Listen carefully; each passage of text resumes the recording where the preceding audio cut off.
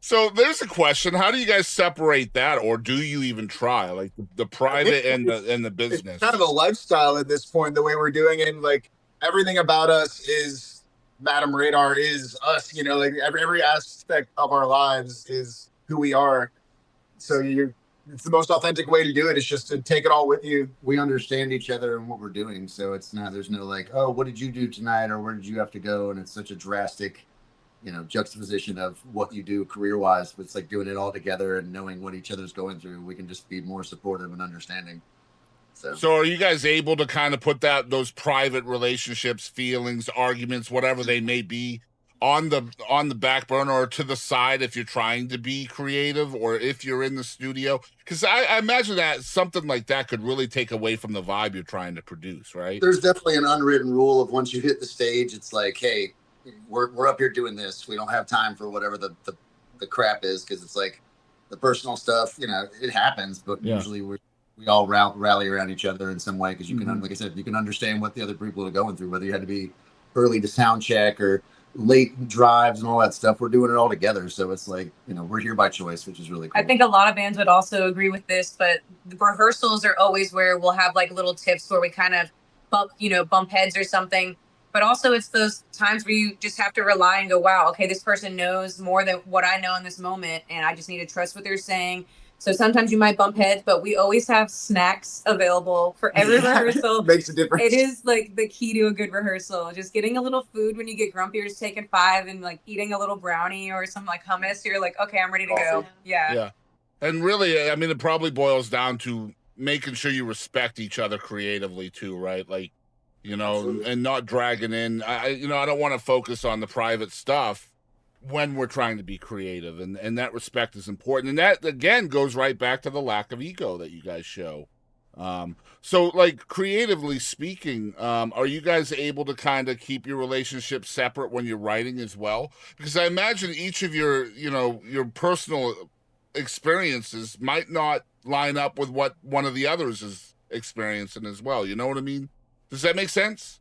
It definitely depends on probably subject matter for the song Sure. overall. But yeah, but for the most part, everyone brings something to the table, and I mean, it makes the songs better. That whole, we're better for the sum of our parts versus trying to individually push something that does or doesn't work. So, and everybody gives each other a try when we're doing new songs. It's just accept, like, okay, like, let's play the song, let's get up and do it, and if it doesn't work, the audience will let you know more than anything. So it sounds like that rehearsal space is uber important to you guys. Yeah. Yeah. 9 times out of 10, the rehearsal space is the stage for us, though. Yeah. I was going to Whenever we say, have because a something lot of those experiments can be tried out on stage for a normal band. With y'all, you really can't, because you need to have those kind of sidebars, right, where you're kind of feeling each other out. You can't. You usually can do that with your audience, but like I imagine it's a little more difficult here. Here's a question for you: what is the process like for creating songs? Because I know you guys all write, so. Are you solo writing most of the time? Are you collaborating? Is there kind of a plan in place? Do you schedule things like that? I think a lot of the times it is solo writing and with collaborations as needed. But like, we both do duo shows in addition to full band.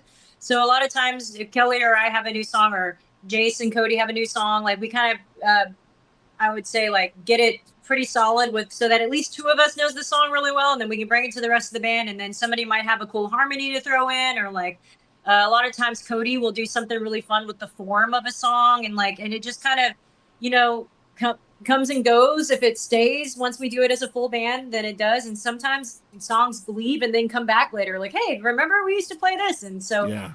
it's just kind of honestly, it's kind of all over the place, just depending on what it is we're writing for, or why, And how long does it take to kind of learn each other's strengths and weaknesses when it comes to writing? I imagine that's an ongoing process, right? Yeah, I think so. Especially the 3 of these are the core writers, and they all approach songs so differently, but all 3 of them have in common that they bring it to the group and kind of let it grow. Let us kind of water it a little bit, water the plant, it'll grow differently. Trust each other to have your influence come in and be solid, versus going, this is your part you need to play that I wrote for you. It's like that can be cool, but we know what a bit is. Yeah. Where just get tight and has our us sound is it's like, I don't really care what you're bringing to this. I just want your original approach to your part, and that way that'll give us our sound if everyone feels like they're contributing. So, does that exist within the group where people are writing parts or lyrics or vocals, whatever, for another member of the band often? I won't lie, mostly my vocal needs to be written for me because I suffer from what's called lead singeritis. I gotcha. I absolutely do not hear harmony very well.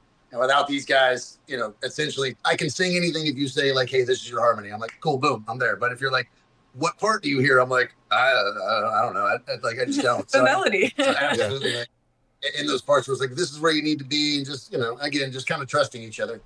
Yeah. And so is the writer of the song usually kind of lining up with who ends up performing the song vocally as well? Or is that... On our first couple albums, yes, but as we've played more together, especially Violet is really good at, she really started it off where she would write something and say, oh, I hear your voice on this. What do you think about this? And that really kind of opened the door to being like, okay. And on this album, there's a lot of songs that were written by one person or multiple people. And the part that, you know, it was kind of just like, okay, what, this sounds like you, this sounds like you would do well here. Oh, it's, you know, Mamas and the Papas this, and double up vocals here. And really, we got really creative with it and didn't just stick with the writer is the singer of this album. That is so badass. That truly is badass, because it's one thing to be able to write for yourself, knowing that you're going to be the performer of the song. But in order to write for someone else, you have to understand that person's passion too, right? And then the person that's going to... And also what lanes they sing in. Yeah, exactly. Like, then that person has to be passionate about the lyrics of another writer's song. And that's just going to create growth, right?